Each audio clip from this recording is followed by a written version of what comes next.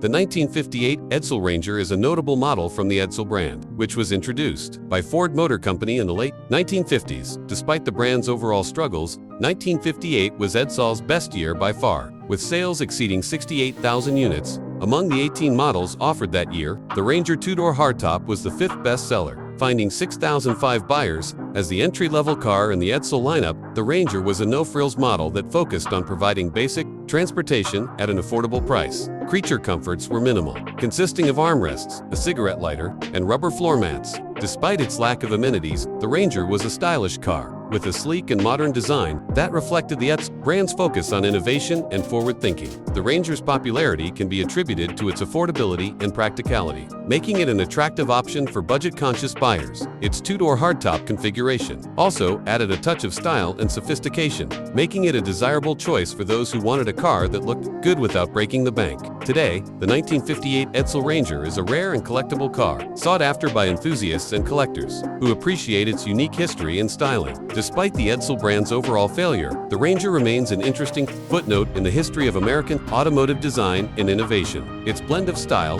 practicality, and affordability makes it a fascinating relic of a bygone era, and a testament to the enduring appeal of classic American cars.